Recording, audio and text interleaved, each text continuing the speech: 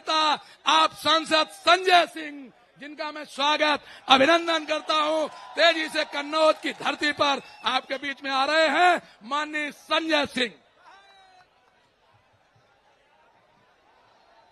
मंच पर आसीन समाजवादी पार्टी के राष्ट्रीय अध्यक्ष, उत्तर प्रदेश के पूर्व मुख्यमंत्री और जिनके समर्थन में इतनी बड़ी तादाद में आप लोग इकट्ठा हुए हैं, माननीय अखिलेश यादव जी।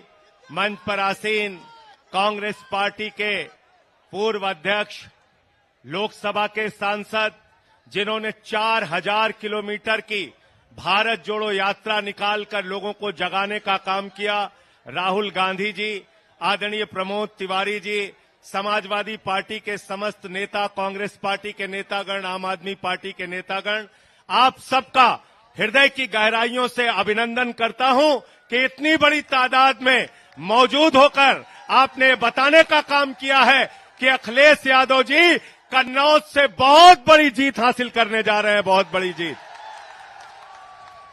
साथियों और दोस्तों, मैं हाथ जोड़ के आपसे विनती करने के लिए आया हूं, इसलिए आया हूं कि राहुल गांधी जी ने रामलीला के मैदान में कहा, अखिलेश यादव जी हर सभा में कह रहे हैं कि ये 2024 का चुनाव अंतिम चुनाव है। भारतीय जनता पार्टी अगर गलती से जीत गई तो ये संविधान को खत्म करेंगे, आरक्षण को खत्म करेंगे, चुनाव को खत्म करेंगे। अपने वोट को बचाने के लिए इस बार वोट कीजिए और बीजेपी की जमानत जब्त कराने का काम कीजिए। और जब मैं कह रहा हूं कि आरक्षण खत्म करेंगे तो इस बात के आधार पर कह रहा हूं कि भागवत जी ने कहा था आरक्षण खत्म होना चाहिए।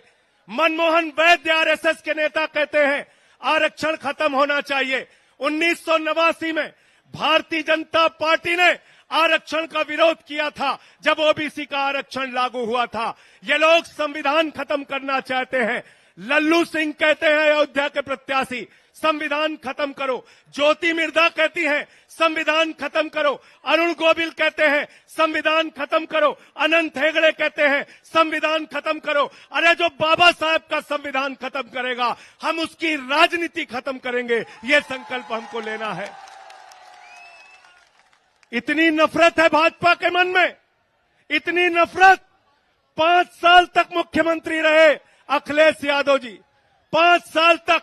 और जब अपना घर खाली किया तो भाजपा के लोगों ने गंगा जल से वो घर धुलने का काम किया। इतनी नफरत।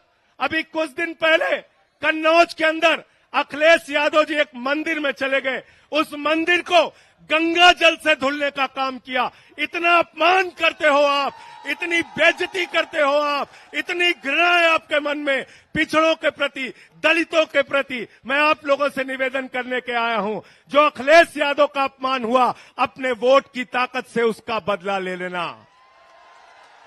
तैयार हो सब लोग? तैयार हो ना? तैयार हो? मंदिर का शिलान्यास होता है, दलित समाज से आने वाले राष्ट्रपति रामनाथ कोविंद जी को नहीं बुलाते।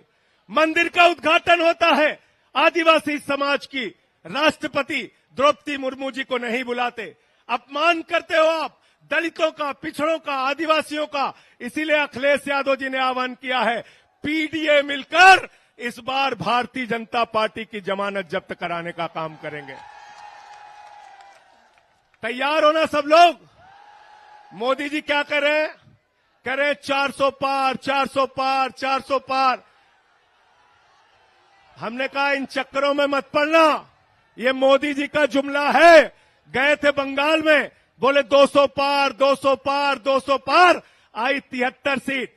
गए झारखंड में, बोले 65 पार, 65 पार, 65 पार, आई 23 सीट। गए हरियाणा में, बोले 75 पार, 75 पार, 75 पार, आई 40 सीट। गए महाराष्ट्र में, कहने लगे 150 पार, 150 पार, 150 पार, आई 105 सीट। गए कर्नाटक में, कहने लगे 130 पार, 130 पार, 130 पार, आई 65 सीट। गए दिल्ली में, कहने लगे 45 पार, 45 पार, 45 पार, आई 8 सीट। गए मिजोरम में, कहने लगे 21 पार, 21 पार, 21 पार, आई 1 सीट। अब कह रहे 400 पार, 400 पार, 400 पार। जनता करिए तड़ी पार, तड़ी पार, तड़ी पार। तड़ी पार करना है ना। राहुल गांधी जी लगातार अडानी अंबानी के खिलाफ बोल रहे थे। 10 साल में मोदी जी को अडानी अंबानी का नाम नहीं याद आया। चुनाव में अब कह रहे हैं अडानी के खिलाफ नहीं बोलते, अंबानी के खिलाफ नहीं बोलते।